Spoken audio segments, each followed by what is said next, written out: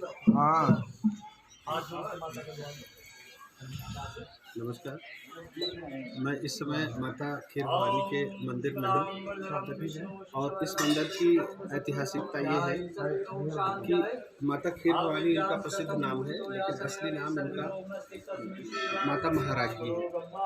और ये इनका जो पूर्व स्थान है वह लंका है।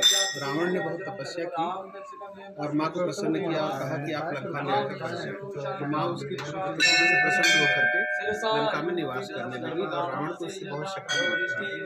लेकिन रावण के कार्यों से जो पाप कर्म थे उससे माँ बहुत दुखी हुई और नाराज हुई। तो जब हनुमान जी वहाँ जाते हैं लंका में सीता माता की खोज करते हुए, तो महाराज्ञी माँ उनसे कहती है कि मुझे यहाँ आपके नगर से बाहर निकाल के ले चलो। तो हनुमान जी कहते हैं कि माँ मैं किसी स्त्री का स्पर्श नहीं करता हूँ, इसलिए आपको कैसे ले जा सकता हूँ।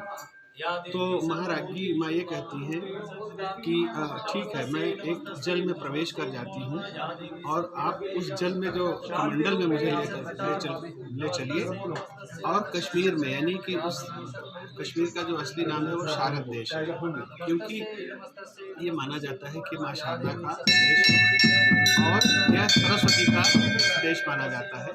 तो उन्होंने कहा मुझे शारद देश में स्थापित कर। तो हनुमान जी उन्हें कमंडल में ले आते हैं और यहाँ पर उन्हें जल के रूप में स्थापित करते हैं।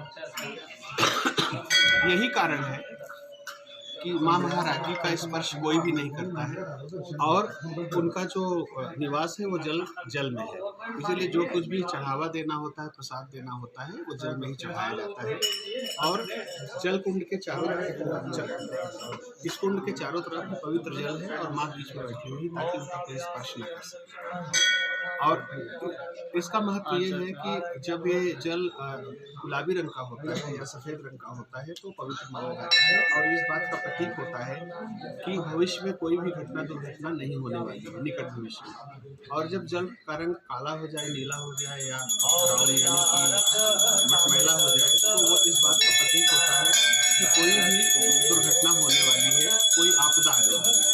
ये इसका महत्व है।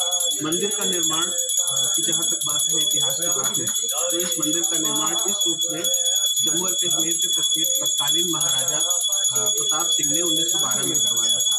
उसके बाद ये मंदिर ऑलमोस्ट उसी रूप में चल रहा है, थोड़े बहुत इसमें बदलाव होते रहे। तो इस मंदिर की ऐतिहासिकता है जो कि बहुत ही पौराणिक है, इसलिए इनको आगमन देवी भी कहा जाता है। धन्यवाद। बाबा जी प्रणाम।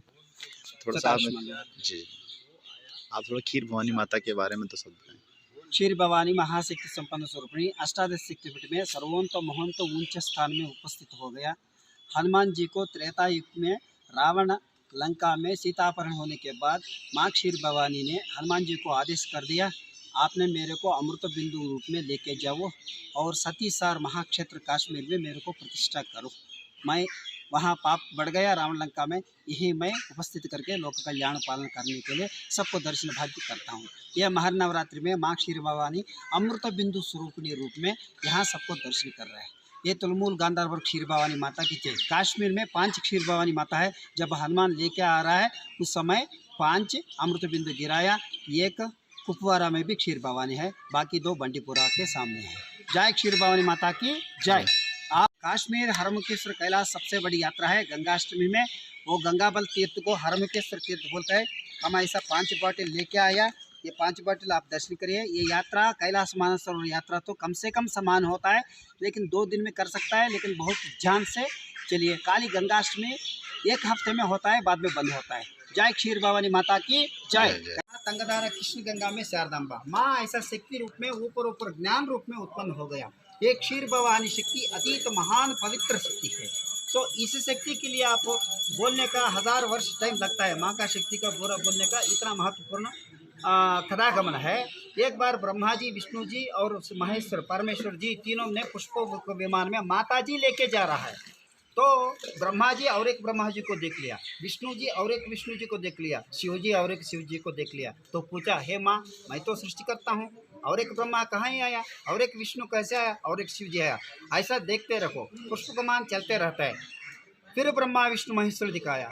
फिर ब्रह्मा विष्णु महेश्वर दिखाया, फिर ब्रह्मा विष्णु महेश्वर दिखाया, ऐसे अनेक ब्रह्मा विष्णु महेश्वर दिख रहा है। तब ब्रह्मा जी विष्णु जी हाथ जोड़ के, माँ आपका लीला हमको समझ को नहीं आ रहा है, हम थोड़ा ज्ञान प्रसारण करें। तब माता जी ने बोल दिया, ओम ऐं ह्रीं क्लीं चामुंडाय विच्चे, ओम ऐं ह्रीं क्लीं चामुंडाय विच्चे। ऐसा बीजाक्षर को ओंकार ना हिंकार ना ऐंकार कोई भी बीजाक्षर को जप करते रहो, तब मेरा शक्ति थोड़ा आपको मालूम होता है। थोड़ा मतलब ज़्यादा भी नहीं है, क्योंकि माँ का सब शक्ति मालूम होने का किसी को नहीं आता है। तो पहले विष्णु भगवान 10,000 वर्ष ह्रींकार नाम से जप कर दिया, 10,000 वर्ष। इसकी शक्ति के अनुसार श्री महाविष्णु मधुकैटभ को संहार कर दिया। ये प्रथम वृत्तांत है, ये विश्व आविर्भाव को प्रथम उत्तरांत मधुकैटभ संहार। बाद में चंडमुंडासुर शुंभ निशुंभ ये दसरा नवरात्रि करते हैं। आजकल साइंस टेक्नोलॉजी में अपने बोलना, नासा, इसरो साइंटिस्ट ये सब प्रयास कर रहा है। वॉयेजर 1, वॉयेजर 2, इंटरस्टेलर पास, तो सूर्य पट रेणु है ना, इसको सूर्य पट रेणु मैंने संकल्प करता रहता हूँ, हीलियो पास, तब तक हम चलता है। दूसरे स्टार है प्राक्सिमा सेंचुरिया ए, प्राक्सिमा सेंचुरिया बी, सी, ऐसा द्वादश आदित्य है। ये सबको ज्ञान हमारा साइंटिस्ट को भी नहीं मालूम हो रहा है। इसको माता जी बोल दिया द्वादशादित्य। ये द्वादशादित्य कश्मीर में अंतनाग में मटन मार्तांड बोलता है, वहाँ द्वादश। ऐसा सृष्टि की सारी सृष्टि उत्पन्नता और विनाशन सारी रचना माँ ने कर दिया। इसलिए माँ का रचना लीला विन्यास किसी को नहीं मालूम होता है। जय क्षीर भवानी माता की जय, कैलास भूतेश्वर भगवान की जय। देवी भागवत पारायण महर नवरात्रि सर्वंत शरण नवरात्रि तुलमूल गांधार काश्मीर कल्याण भूतेश्वर क्षीर भवानी माता की जय। साधु संत सज्जन ब्राह्मण निरंतर सेवा भाग्य संकल्प सकुटुंब संपूर्ण शांति आनंद आयुष आयुरारोग्य संकल्प मनोकामना प्रपन्न क्षीर भवानी माता महानवरात्रि पुनर्दर्शन भाग्य संकल्प सिद्धिरस्तु। तथास्तु तथास्तु तथास्तु।